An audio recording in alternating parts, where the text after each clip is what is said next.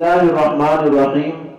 آج میں بات کرنے جا رہا ہوں مقدس تحریرات کے تحفظ کے حوالے سے، کیونکہ ہمارے ہاں اخبارات کے اندر قرآن کریم کی آیات مبارکہ بھی لکھی ہوتی ہیں اور احادیث مبارکہ بھی لکھی ہوتی ہیں اور بہت سی مقدس تحریرات موجود ہوتی ہیں، تو لہٰذا ان اخبارات کو ردی کی نظر کر دیا جاتا ہے۔ جب وہ اخبارات ردی کی نظر ہوتے ہیں تو پھر قرآن کی آیات اور احادیث مبارکہ اور مقدس تحریرات کی بے حرمتی ہوتی ہے، اور یہ بے حرمتی ہمارے معاشرے میں اتنی عام ہو چکی ہے کہ اس کو معمولی سمجھا جاتا ہے۔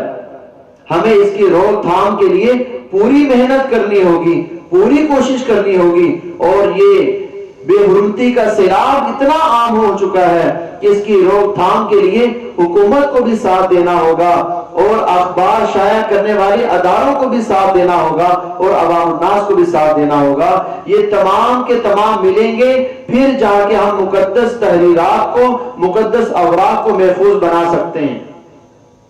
حکومت کو چاہیے کہ وہ جگہ جگہ پر کنستر لگوا دے، تاکہ اگر کوئی مقدس تحریرات گری ہوئی ملے اس کو اٹھا کر کنستروں کے اندر ڈال دیا جائے، اور مساجد ہیں، مدارس ہیں، جو فلاحی ادارے ہیں، ان کے سامنے بڑے بڑے ڈبے رکھوا دیے جائیں تاکہ مقدس اوراق کو، مقدس تحریرات کو ان پہ محفوظ کر دیا جائے۔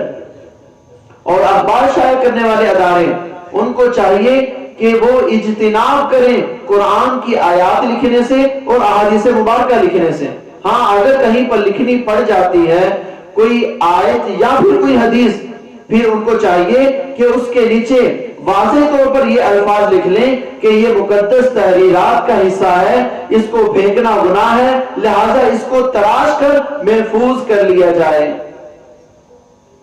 اور پھر جو اخبار پڑھنے والے ہیں وہ اس بات کو یقینی بنائیں کہ جہاں پر مقدس تحریرات موجود ہوں، قرآن کی آیت مبارکہ آ جائے، کوئی حدیث آ جائے، وہ حصہ تراش کر اس کو محفوظ کر لیں۔ اور عوام کو چاہیے کہ جہاں پر بھی مقدس تحریر گری ہوئی اگر ان کو ملتی ہے، کوئی ان کے پاس رکھی ہوئی ایسی ہے کہ آپ اس کو ضائع کرنا چاہ رہے ہیں، تو آپ ان کو اٹھائیں اور ان ڈبوں میں ڈال دیں۔ جب تک یہ تینوں افراد، حکومت اور اخبار شائع کرنے والے ادارے اور عوام الناس، جب تک یہ تینوں بھرپور محنت نہیں کرتے، اس وقت تک اس بے حرمتی کے سیلاب سے رکنا ناممکن سا ایک نظر آتا ہے۔ لہذا ہمیں اس کو روکنا ہے تاکہ قرآن کریم کی عظمت ہمارے دلوں میں آ جائے، حدیث مبارکہ کی عظمت وہ ہمارے دلوں میں آ جائے، اور اس کے علاوہ دین اسلام کی محبت ہمارے دلوں میں آ جائے۔ اور اگر ہم نے اس بے حرمتی کو نہ روکا تو پھر ہمارے دلوں سے اللہ کی محبت نکلے گی، رسول اللہ صلی اللہ علیہ وسلم کی محبت نکلے گی، دین اسلام کی محبت نکلے گی، آئے گی نہیں؟ کیوں؟ ہم اپنے معاشرے میں دیکھتے ہیں اسلامیات کی کاپیاں بہت سی یہ پھیری والی لے کے اس کے اندر مرود ڈال کے، پکوڑے سموسے ڈال کے وہ دے رہے ہوتے ہیں۔ کیا یہ بے حرمتی نہیں ہے؟ اگر کوئی اخبار زمین پر گرا ہوا ہے، راہگیر اس کو اٹھاتا نہیں ہے، ایسے ہی گزر جاتا ہے، کیا یہ بے حرمتی نہیں ہے؟